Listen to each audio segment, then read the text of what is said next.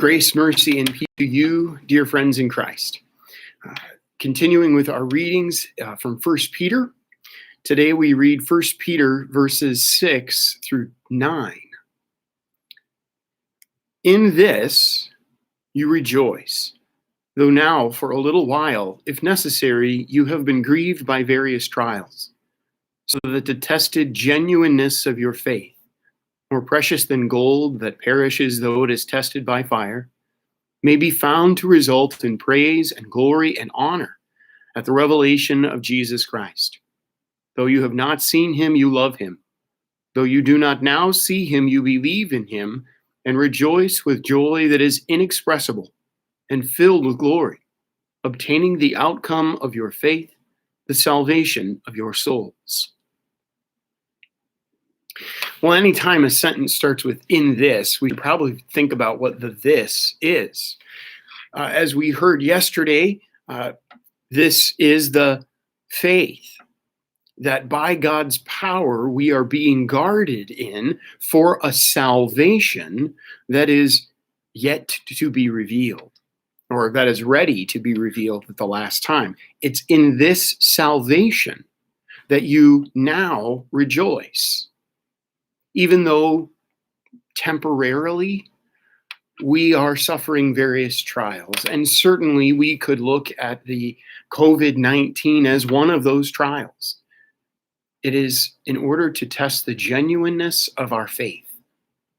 That's what 1 Peter says, right? Because we haven't seen Jesus, but we believe in him. We don't see him now, but we trust his word. We know his promises, and his promise is to return, that where he is, we may also be.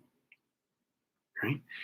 And this salvation, this waiting for Christ to return, fills us with a joy that is inexpressible.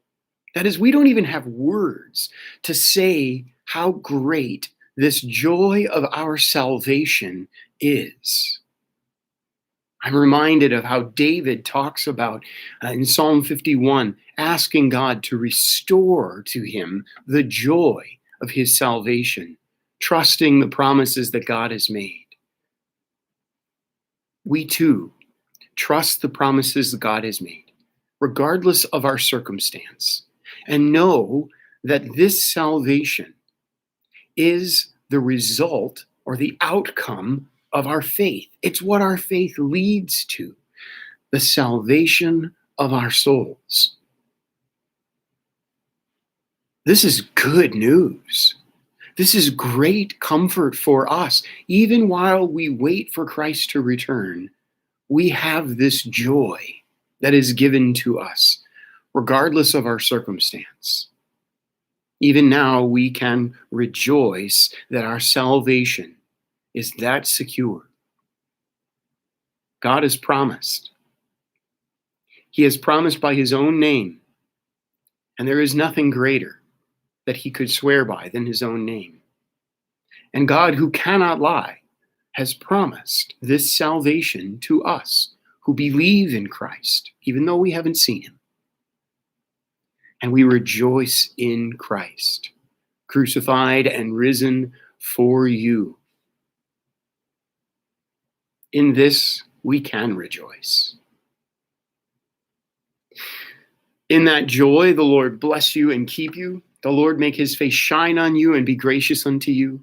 The Lord look upon you with favor and give you his peace. Amen.